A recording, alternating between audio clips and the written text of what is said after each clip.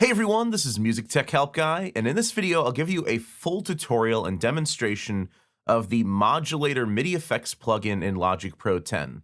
The Modulator plugin allows you to apply an LFO or an envelope, or both, to any of your MIDI CCs, like modulation wheel and expression pedal, basically any of the faders or knobs on your MIDI controller, and MIDI events like aftertouch and pitch bend, or specific plugin parameters.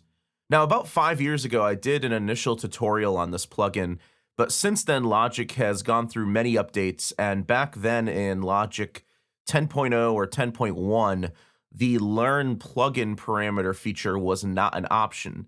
So having this new option really opens up this plugin to some new modulation possibilities and actually makes it a lot easier to use.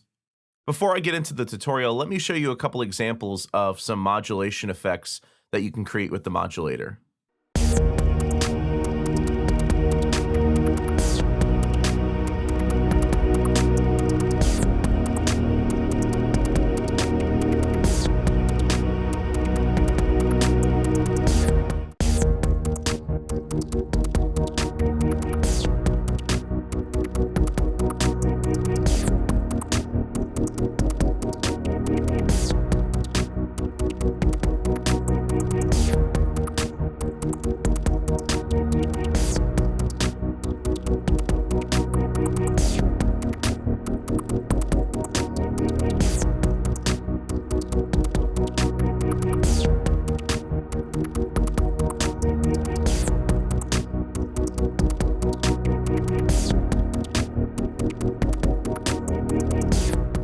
So shameless plug, for a lot of the instruments in this video, I'm going to be using patches from my Divine Waves collection of EXS24 instruments. It's a custom designed 25 gigabyte collection of great sample-based instruments that I've created for Logic. It's available for purchase, and I'll leave a link in the video description below so you can check it out.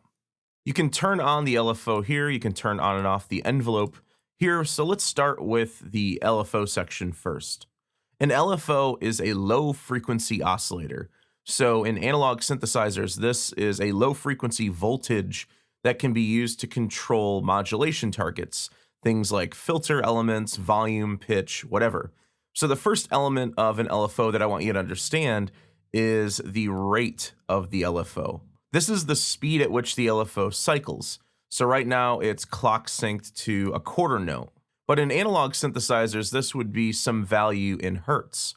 So if I uncheck this button here, now it says 2 hertz. So 2 hertz means that the LFO is going to cycle 2 times per second. So you can take this all the way down from 0.01 hertz all the way up to 100 hertz. But keep in mind, with analog synths, you wouldn't be able to go higher than 20 hertz, because anything higher than 20 hertz, the oscillator would become audible, because anything above 20 hertz is within the audible range. So that's why they're called low-frequency oscillators. You're not intended to actually hear them, you're just supposed to hear the modulation that they create. But in the digital world, we have the freedom to go beyond 20 hertz. And we also have a little thing called MIDI beat clock sync, which allows you to synchronize various MIDI sources to the tempo of your Logic session, which allows you to synchronize to various rhythmic values, like half notes and quarter notes and eighth notes, as well as multiple bars. Next up are the 4 LFO waveforms. Now, in normal audible oscillator waveforms, these would determine the tone of the synthesizer. So things like triangle, sine, square wave, sawtooth. All of these are typical sounds in most waveform-based synths. But in LFOs, these determine the shape of the effect, the motion of the modulation. So just for example, I'll set the target of the LFO to pitch bend for now. The target is what the LFO is actually affecting.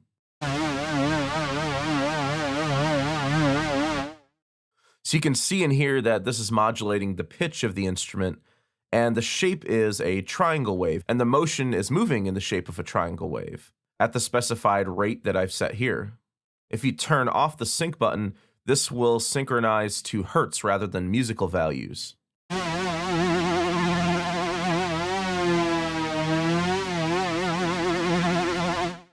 Let's try out the sine wave option, and I'll set the target to volume.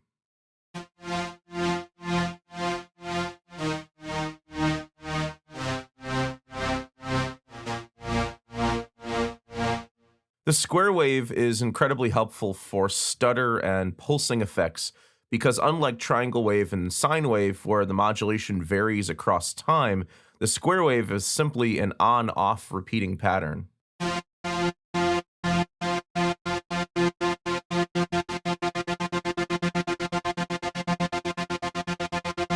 The last waveform is stepped random.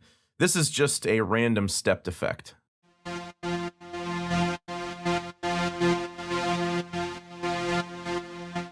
For triangle and sine wave, there's a slider here that says steps per LFO cycle. This essentially controls the resolution of the LFO waveform. This is going to be more noticeable if I put this back on pitch bend here, and I'll go to slower rate, something like a whole bar of music.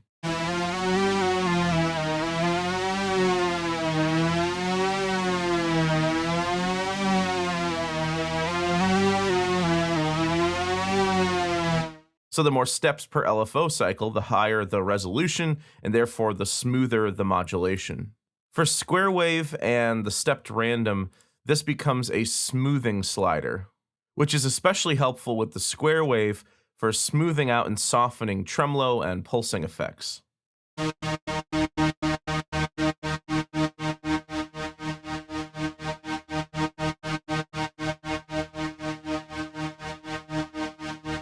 For triangle, sine, and square wave, there's a symmetry slider up here. For the triangle wave, this can morph this into a sawtooth wave or a reverse sawtooth.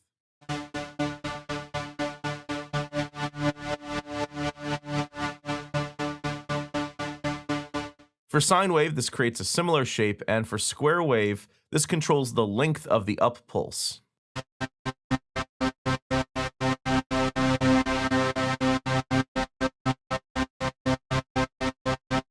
The output level control controls the depth of the LFO modulation effect.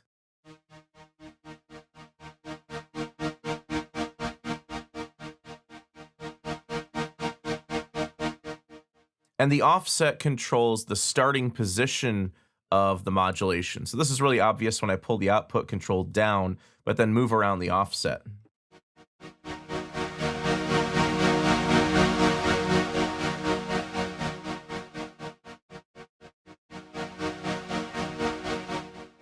There's 3 trigger modes: free, multi, and single. With free, you can play any number of notes at any point in time, and they'll all conform to the same motion. So whether you play something on or off the beat, all notes will stay perfectly in motion with a single LFO. This is called free because the LFO is always freely running in the background, regardless of whether you play a key or not.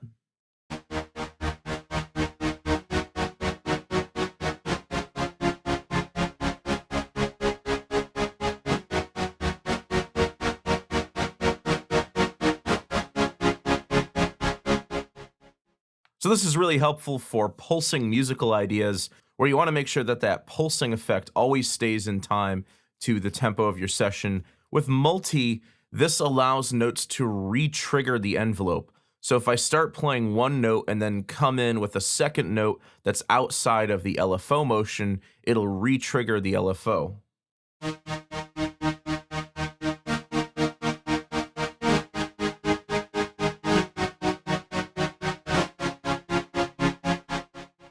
This will be easier to hear if I set the rate to a quarter note.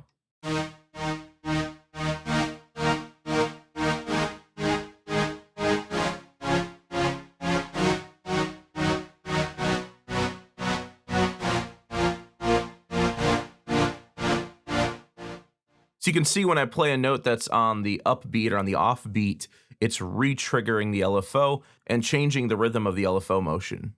With single mode, the first note that you play will trigger the LFO, and then any overlapping notes will conform to the LFO of the first note. However, unlike free mode, the LFO does not run continuously. So again, when you play the note, that's when it triggers the LFO to start, and then all other overlapping notes will conform to the first note's LFO.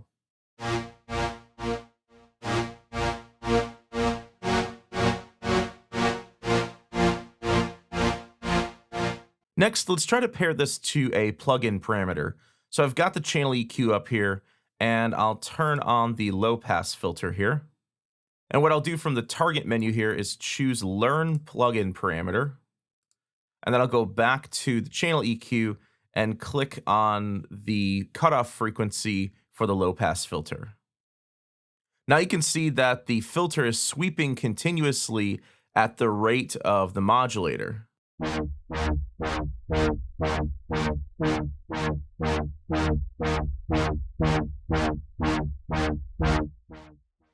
And then you can customize the output level, the offset, and the rate along with the shape of the motion to dial in the modulation effect that you want.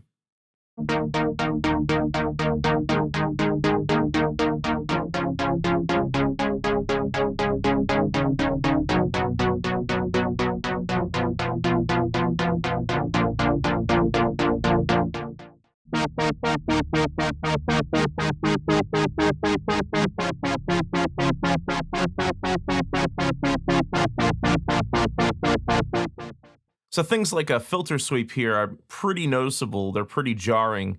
So what you can do is you can pull down your output level, but then pull up the offset for a softer effect.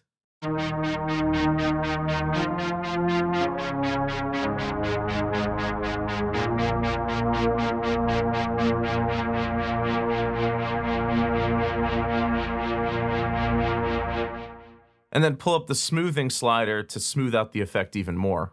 This even works for most third-party plugin parameters. Here I'm controlling the wet-dry mix of the Decapitator distortion plugin.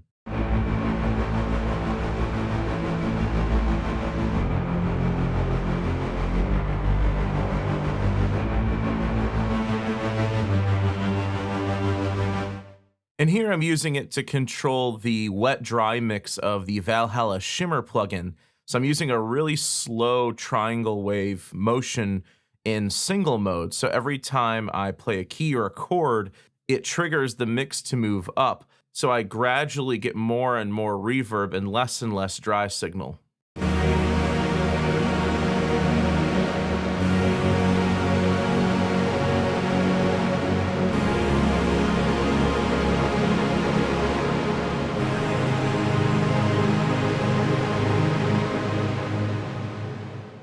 So that's how the LFO module works.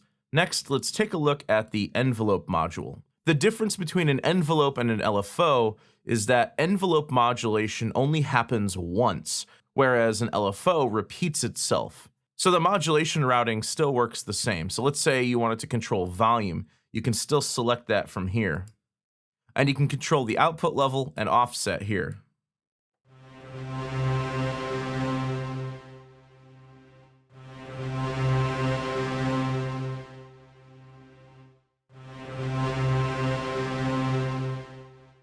So with the envelope, you can control the attack time here, which in this case controls how quick or slow the volume fades in. The hold time determines how long the effect is held for, and the release time controls the amount of time it takes to fade out after the hold.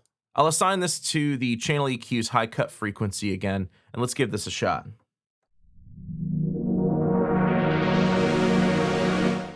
Notice that the motion stutters a bit, and that's because the steps per envelope pass, it's set to a high value, like 100, but if you pull it over to the right, you can see there's an option for infinity, so this will give you the smoothest motion.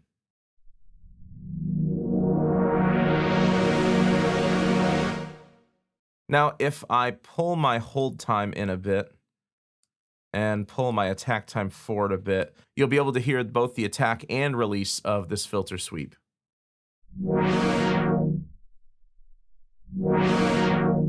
So again, the envelope is not a repeating effect. It only happens when I press a key or play a chord. If I wanted that to last a bit longer, I could pull out the hold time.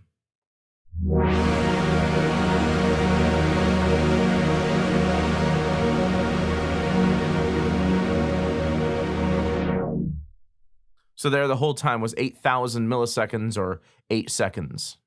If I wanted the release to be a little bit longer, I could pull that out.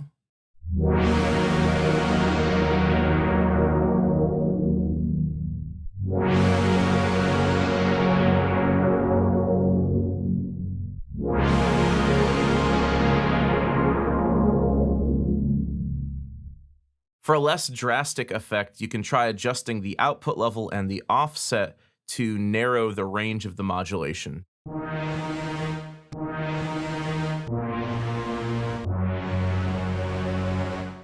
The delay parameter delays the envelope start by a set amount of time. So if I set this to 1,000 milliseconds, it will delay the start of the filter sweep by 1 second after I press the key.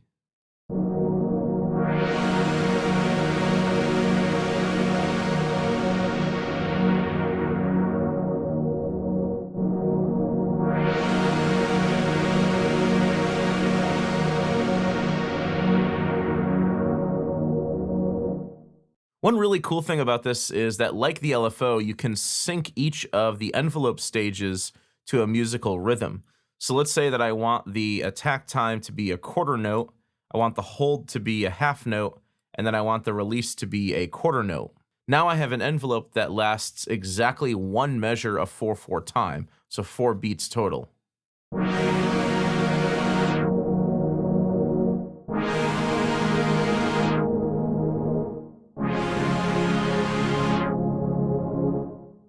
There's 3 trigger modes for the envelope. Multi, which allows any note you play, overlapping or not, to re-trigger the envelope.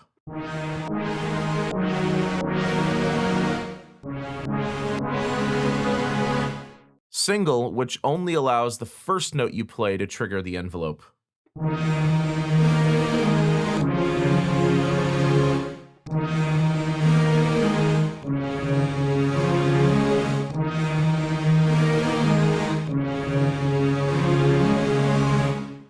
And then the LFO trigger mode allows the LFO rate to trigger the envelope repeatedly.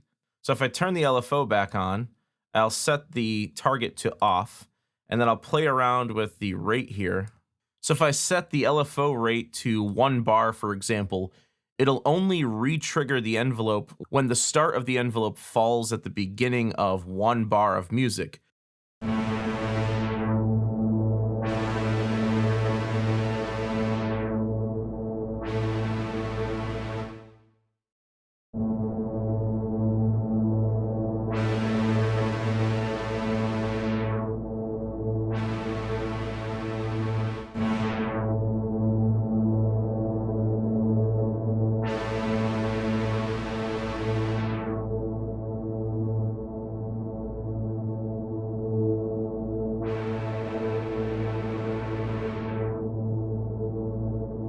You can also make the envelope modulate the LFO's rate or the amplitude or amplifier, basically the volume. I'll change the envelope target back to off just to demonstrate this. And right now I have the target on the LFO set to the wet dry mix on the Valhalla Shimmer verb. So what I'll do is I'll pull up the envelope to LFO rate, and you'll see the rate of the mix knob increase as I press a key.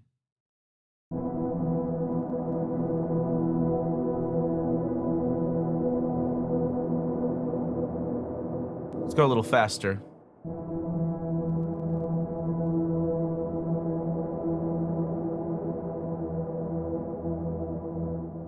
So when I press the key, the knob turns more quickly, and then as it ramps down the release time, it slows down again. Although, because of the audible clicks and pops you're probably hearing in the signal, this is a parameter that doesn't like to be moved very fast. You'll find with some third-party plugins, especially time-based effects like this, that certain parameters can't be moved fast like that. Otherwise, you'll start to get pops and clicks in the signal.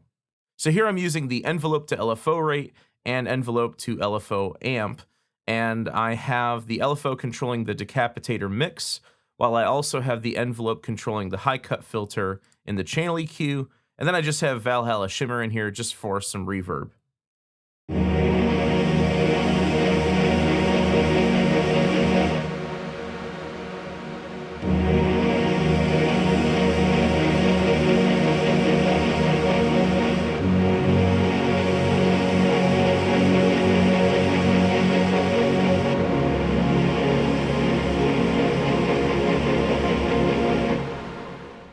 So that's a pretty cool effect, but what if I want to modulate more than just these 2 parameters? Well, it's actually pretty easy. You can just add more modulator plugins. So I'll add a second modulator here. So here I have the first modulator plugin controlling the mix knob and decapitator, as well as this filter sweep in the channel EQ. But then my second modulator is controlling the mix and size knobs in Valhalla Shimmer.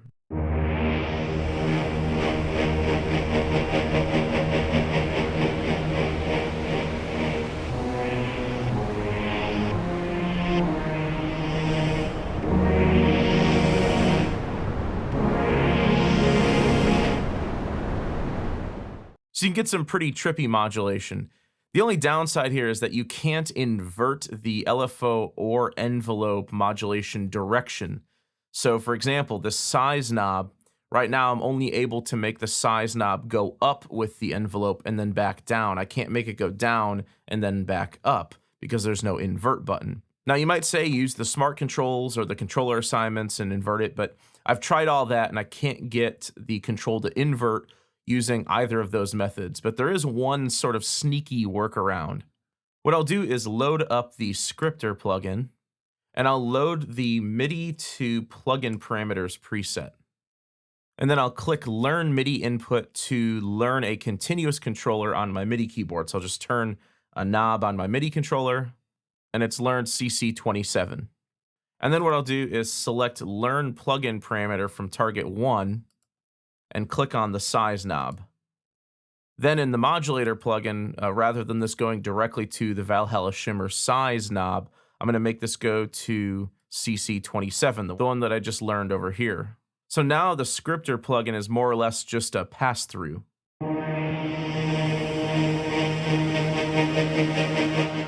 The effect works just like it did before. And actually, just as is, you can use the minimum and maximum sliders in the scripter plugin to narrow the range of the modulation going to the size knob.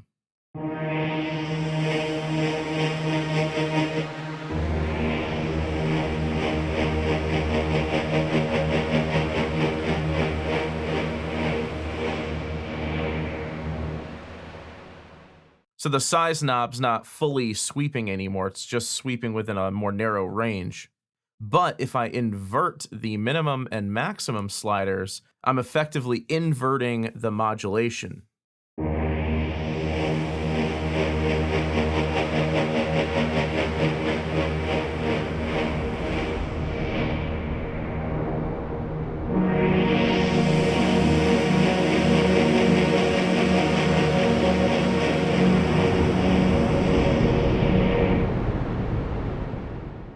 So now the size knob moves in reverse, and you can apply this to any of these modulation targets. All right, guys, that's pretty much it. I hope you enjoyed this long format tutorial of the Modulator MIDI Effects plugin in Logic Pro 10. Just another shameless plug, check out my Divine Waves collection of 53 original EXS24 instruments. It's only $29 for 25 gigs of sample instruments. I hope you guys enjoyed this video. Please leave it a thumbs up and subscribe to the channel to see more content like this. You can also check me out on social media, on Facebook, Twitter, Instagram, and if you'd like to make a monthly donation to the channel, you can check me out on Patreon as well. Thanks for the support, and thanks for watching.